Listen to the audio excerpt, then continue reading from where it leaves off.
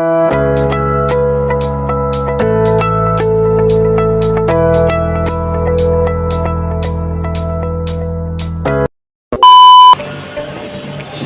Assalamualaikum warahmatullahi wabarakatuh.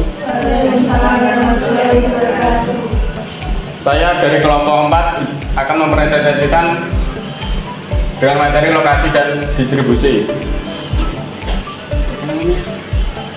Saya Naufal Faiz, NIM 230414051, dan rekan saya Suci Anugrah Permatasari, NIM 230414066.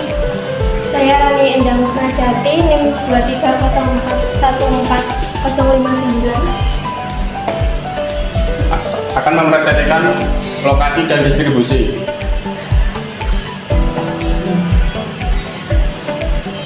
Yang pertama, pengelolaan lokasi dan distribusi merupakan elemen kunci dari manajemen operasional. Hal ini melibatkan pemilihan lokasi, strategi distribusi, serta teknologi yang digunakan dalam proses tersebut.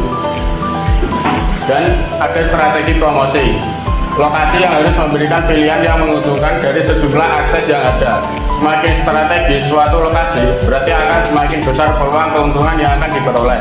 Dengan demikian, tujuan penentuan lokasi suatu tempat kedudukan perusahaan yaitu untuk memperbesar keuntungan dengan mengenakan biaya produksi dan meraih pangsa pasar yang lebih luas. Dan selanjutnya, faktor-faktor yang mempengaruhi pemilihan lokasi. Yang pertama, lokasi geografis.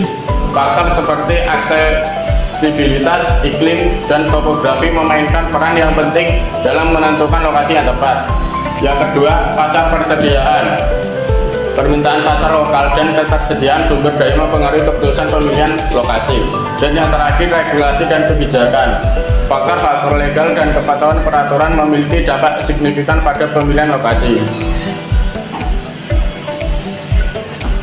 Selanjutnya ada metode pemilihan lokasi yang umum digunakan. Yang pertama, menggunakan metode kuantitatif, yaitu pendekatan berbasis data untuk menganalisis lokasi potensial menggunakan angka dan statistik. Yang kedua yaitu penilaian kualitatif, yaitu pendekatan yang merujuk pada elemen kualitatif seperti citra merek dan juga citra lingkungan. Yang ketiga yaitu analisis suatu lokasi, menentukan kekuatan, kelemahan, peluang, dan ancaman terkait lokasi yang dipilih. Yang keempat yaitu analisis titik impas lokasi, yaitu menentukan alternatif mana yang biayanya paling rendah. Analisis ini mempunyai keuntungan memberikan kisaran dengan jumlah setiap lokasi yang dapat dipilih. Kemudian materi yang kedua ada distribusi.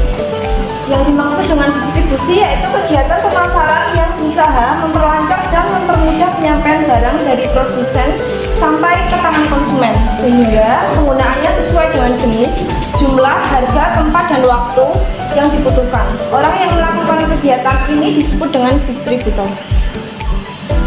Selanjutnya ada strategi distribusi. Ada 3. Yang pertama yaitu strategi distribusi intensif.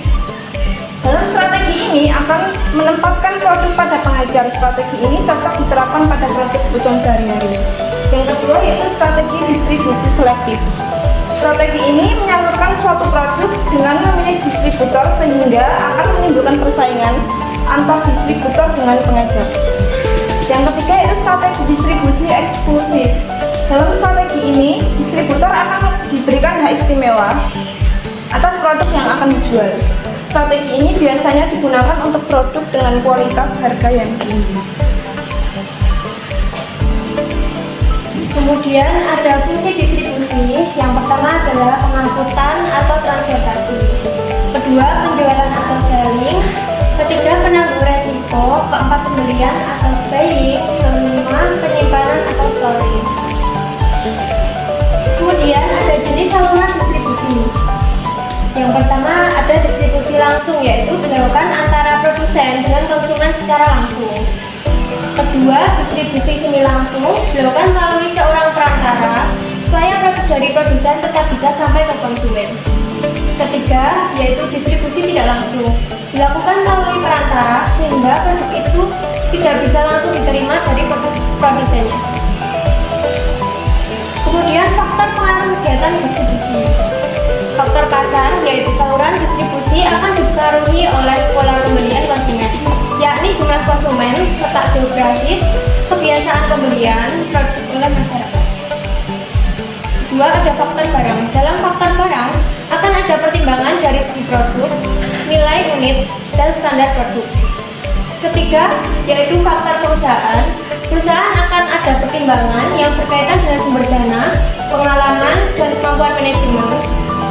Kemudian ada faktor kebiasaan dalam pembelian, yaitu akan ada pertimbangan yang diperlukan berupa kegunaan, perantara, volume penjualan, dan ongkos kirim barang.